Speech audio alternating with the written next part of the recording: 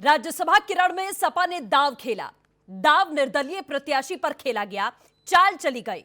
कुछ नेताजी यानी कि सपा के मार्गदर्शक मुलायम सिंह यादव की तरह यह दांव था। इस दांव में बसपा टूट की कगार पर पहुंच भी गई। बसपा के 7 विधायकों ने सपा को समर्थन दिया। कोशिश यही थी कि निर्दलीय प्रत्याशी को जिताया जाए, लेकिन सपा की इस चाल ने बसपा से अदावत ले ली और यह जाहिर कर दिया कि अंदर खाने सपा की बीजेपी से दोस्ती है। साइकिल की चाल, नाराज हुआ हाथी। बागियों की बगावत से सपना हुआ चकनाचूर। राज्यसभा चुनाव में बीएसपी का बिगड़ा खेल।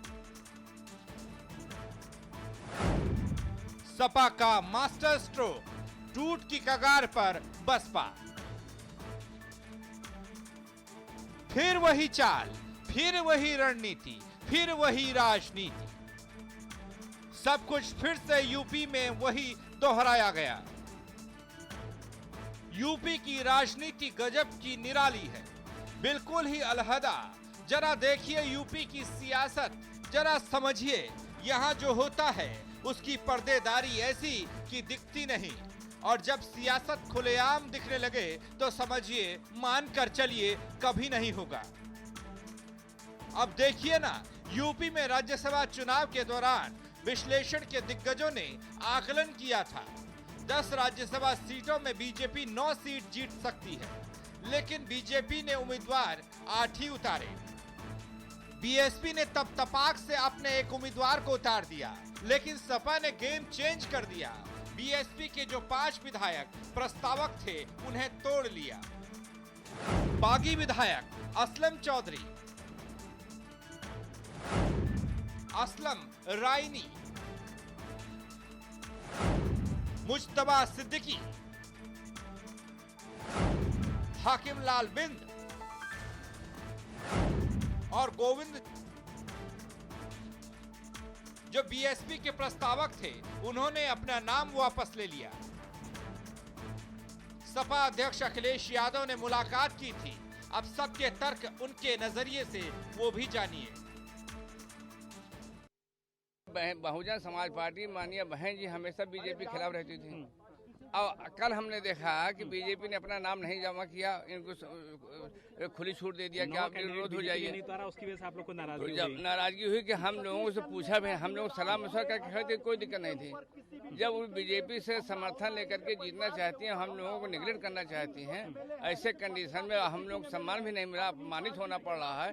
इस वजह से हम लोगों ने अपना नाम वापस। प्रस्तावक पे क्या आपने साइन किए थे? हमने साइन नहीं किया था, एक नोटरी आप लोगों ने दिया नाम है। नोटरी हमने यही दिया है कि हमारा सिग्नेचर नहीं है, उसको सिग्नेचर अगर किया गया है तो उसको रद्द माना जाए। वहाँ पे सेंट्रल हाल में राष्ट्रीय महासचिव जी ने हम लोगों को कहा कि भाई इनको खिलाफ FIR दर्ज करेंगे, इनको जेल भिजवाएंगे, इनको ये करेंगे। राष्ट्रीय महासचिव माननीय श्री सतीश मिश्रा जी ने। हम लोग बहुजन समाज पार्टी के कोऑर्डिनेटरों से आहत होकर कि हम लोग बहुजन समाज पार्टी के विधायक हैं, ऐसी कंडीशन में बहुजन समाज पार्टी के कोऑर्डिनेटर लोग हम लोगों के विधानसभा में लगातार कैंडिडेट खोजने का काम कर रहे हैं और एक भी मीटिंग में बुलाने का काम नहीं करते और हम लोगों की कोई सूचना नहीं देते। इसलिए हम लोग बहुजन समाज पार्टी के कोऑर्डिनेटरों से आहत हैं, न कि हम अपनी नेता से आहत हैं। बहुजन समाज पार्टी के नेता सुश्री बहन कुमारी मायावती जी आज भी हमारी नेता हैं और कल भी हमारी नेता थी और कल भी हमारी नेता रहेंगी। जो निर्णय लेंगी वो सर्वोच्च है।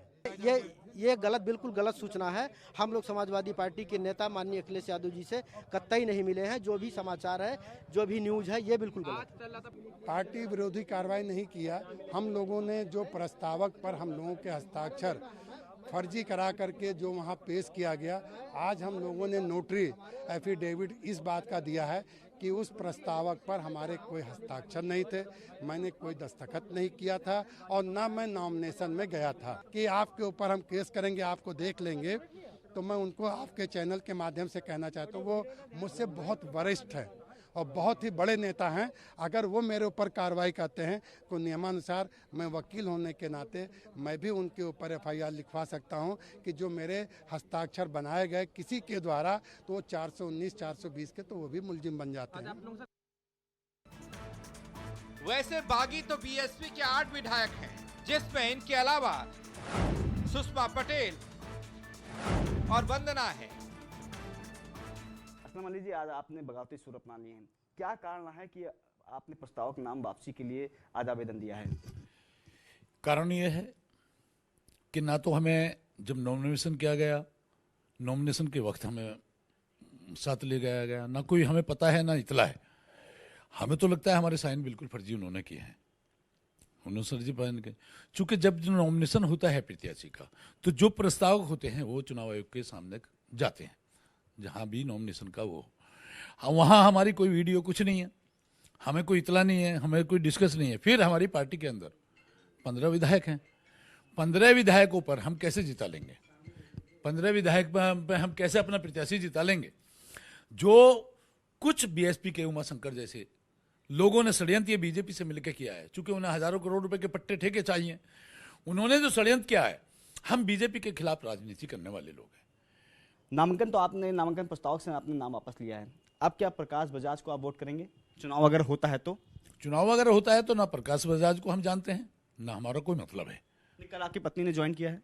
कल पत्नी ज्वाइन करी, पत्नी पूर्व में जिला पंचायत है, मुझसे अलग रहती है बड़े बेटे के साथ, उसने अपना ज्वाइन किया, उसे चुनाव लड़ना होगा कहीं, तो उसका मेरा कोई लेना देना नहीं, वैसे भी अलग रहते हैं। अच्छा, आपके और भी विधायकों से बात हुई है क्या? क्योंकि अभी जब आज सुबह आप विधानसभा गए थे तो वहाँ 5 विधायक साथ में थे आपके, भार्गव जी थे, असलीम रायनी जी थे, बिंद साहब थे, आप थे, मुस्तफा जी थे, तो कुछ और भी ऐसे विधायक हैं जो आप लोग के संपर्क में हैं, जो जैसा कि आपका आरोप है कि बसपा से रुष्ट हैं या बहन जी से रुष्ट हैं? बड़ी सीधी सीधी बहुत सारे विधायक दुष्ट हैं, जो बहुत सारे विधायक वो अपनी बातों को लेकर, चूंकि यहाँ उत्तर प्रदेश के अंदर जो कोऑर्डिनेटर बनाए जाते हैं, पूर्व में पश्चिम में नसीमुद्दीन सिद्दीकी को कोऑर्डिनेटर बनाया, नसीमुद्दीन सिद्दीकी ने बिल्कुल पार्टी को कहाँ ला खड़ा कर दिया, अब शमसुद्दीन राय कोऑर्डिनेटर है, या पूर्वांचल में भी है, सब जगह है। विधायक रहते हुए उनकी सीटों पर लोगों ने, जो सारे दुष्ट हैं, जिनकी सीटों पर इन्होंने प्रत्याशी ढूंढने शुरू कर दिए, अब वहाँ प्रभारी बनाने शुरू कर दिए, तो वो लोग सब जो है बीएसपी के विधायक जो है सब दुष्ट हैं।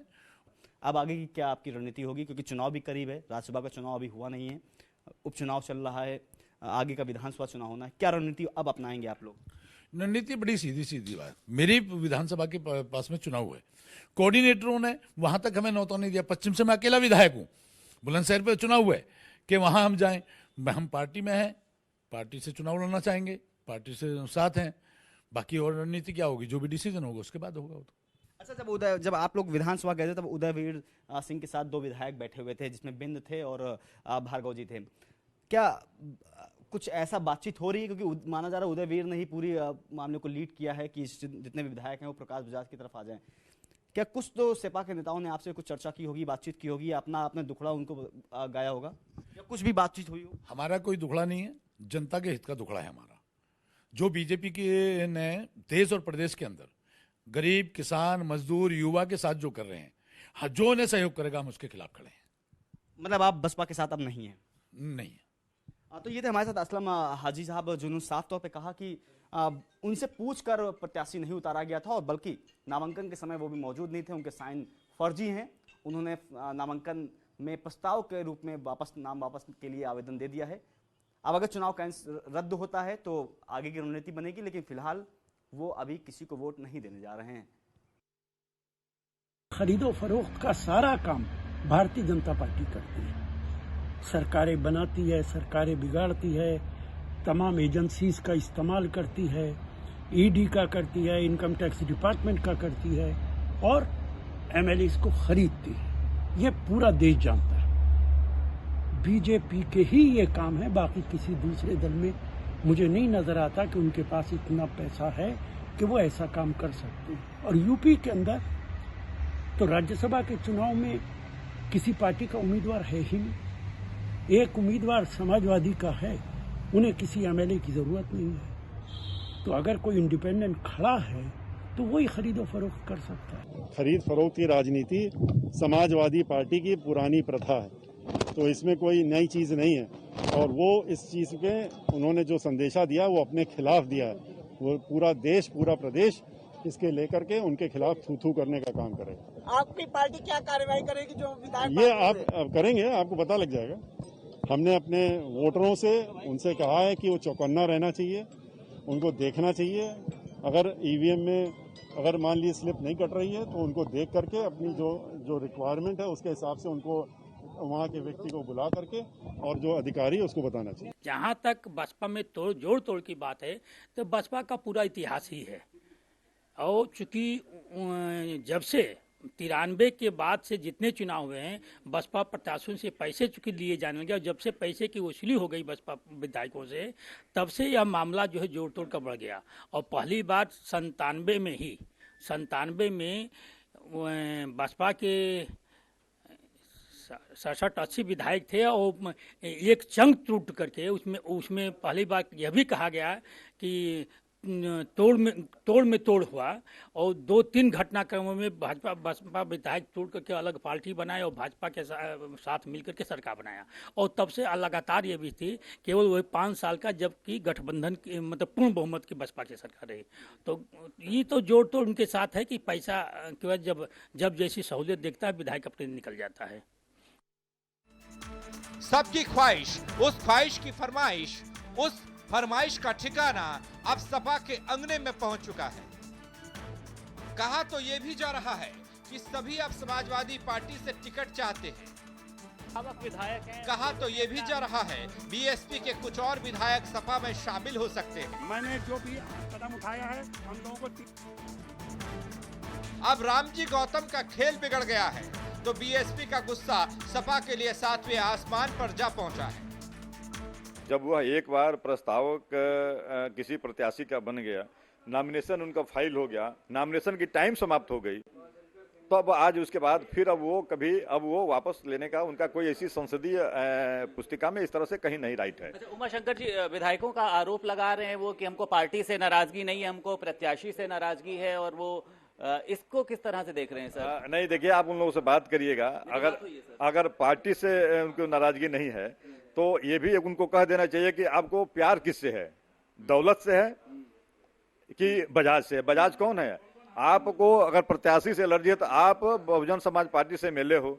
राम जी गौतम एक दलित परिवार का बेटा है, सामान्य गरीब बेटा है, वह राज्यसभा जाने के एकदम राज्यसभा के चौखट पे खड़ा था, और आपने बजाज जो एक बड़ा उद्योगपति है उससे आप लोगों ने इतना रुपया ले लिया कि उस रुपए के बदौलत आप कह रहे हैं कि अब यह दलित का बेटा राज्यसभा न जाने पाए। सर एक तरह से पार्टी के आप सर उपनेता हैं और सर अपने ही विधायकों पे सर लग रहा है आपको रुपया लेने का ही आरोप है सर, और कोई मामला नजर आ रहा है सर? आप बताइए और क्या हो सकता है? जो कल तक हमारे नॉमिनेशन में हमारे साथ थे, आपके सारे आप सभी के कैमरे में कैद थे लोग, नॉमिनेशन का पेपर एक साथ आरोप को हाथ में पकड़ाते हुए फोटो खिंचाए लोग, ग्रुपिंग कराए, और आज क्या ऐसा हो गया? निश्चित तौर पर जो ये घटनाक्रम हुआ है वो अप्रत्याशित है। तो ऐसे में अगर निष्पक्ष कार्रवाई हुई तो पर्चा खारिज हो जाना चाहिए बहुजन समाज पार्टी का, और ऐसे में जो समाजवादी पार्टी के समर्थन से बजाज जी ने पर्चा दाखिल किया है वो निर्विरोध राज्यसभा चले जाएंगे। तो ये बहुत बड़ा झटका है बहुजन समाज पार्टी को, जो छुपन छुपाई का खेल भारतीय जनता पार्टी के साथ खेल रही थी वो इस प्रोज होकर के सामने आया है। देखिए, विपक्ष अपने सबसे बुरे दौर से उत्तर प्रदेश में गुजर रहा है। सपा के भी कई विधायक बागी हैं, बसपा के भी कई विधायक बागी हैं, कांग्रेस के भी कई विधायक बागी हैं, और ये बागी इधर से उधर, उधर से इधर अपनी पार्टियों को नीचा दिखाने में लगे हुए हैं। देखिए, ये जो राज्यसभा का चुनाव होता है इसमें विधायक स्वतंत्र होते हैं, उनकी अपनी ये लोकतंत्र की परंपरा है, वो स्वतंत्र होते हैं किसको वोट करना चाहते हैं। वो हमारे राष्ट्रीय अध्यक्ष जी से मिलते हैं, अच्छी बात है, कोई किसी से मिल सकता है। उसमें तो विधायक ये भी कहते हैं कि मैं तो चाय पे कहीं भी जा सकता हूँ, किसी के यहाँ भी जा सकता हूँ, तो इसमें बुराई क्या है? ये तो हिंदुस्तान की संस्कृति और संस्कार है, हम एक दूसरे से मिलना चाहिए। हम एक रोज एक दूसरे से मिलते हैं कि नहीं मिलते? यही तो हमारे हिंदुस्तान की संस्कृति और संस्कार है। जब से भारतीय जनता पार्टी आई है हिंदुस्तान की संस्कृति और संस्कार खत्म हुए हैं। हमारी राजनीतिक विचारधारा अलग हो सकती है लेकिन हम किसी के दुश्मन थोड़ी हो सकते हैं। लेकिन भारतीय जनता पार्टी राजनीतिक विचारधारा अगर हमारी अलग है, अगर हमारे विचार अलग है तो उसको दुश्मन करार कर देती है, ये गलत बात है। हिंदुस्तान की संस्कृति और संस्कार हमारे समाज के जिंदा रहने चाहिए, एक दूसरे से सबको मिलते रहना चाहिए। हो सकता है विचार अलग हो सकते हैं। राज्यसभा चुनाव के दौरान बीएसपी उम्मीदवार के प्रस्तावकों से नाम वापस लेने और सपा के खेमे में खड़े नजर आने वाले 8 विधायकों को लेकर बसपा ने जवाबी हमला किया और कह दिया सपा ने बीएसपी को नहीं, एक दलित को आगे बढ़ने से रोका है। दलित समाज सपा को मुंहतोड़ जवाब देगा। बहुजन समाज पार्टी के उप नेता उमाशंकर मौजूद थे, जिनका कहना यह है कि जो विधायक कल हमारे साथ खड़े होकर तस्वीर खिंचा रहे थे, जिस तरह से आज उन्होंने पैसा लेके पार्टी का दामन छोड़ा है, कहीं ना कहीं से अपने आप में वो गलत है और इस पर बसपा सुप्रीमो मायावती पूरा जवाब देंगी। लखनऊ से वीडियो जर्नलिस्ट प्रियांश मिश्रा के साथ संदीप खेर, R9 TV, उत्तर प्रदेश।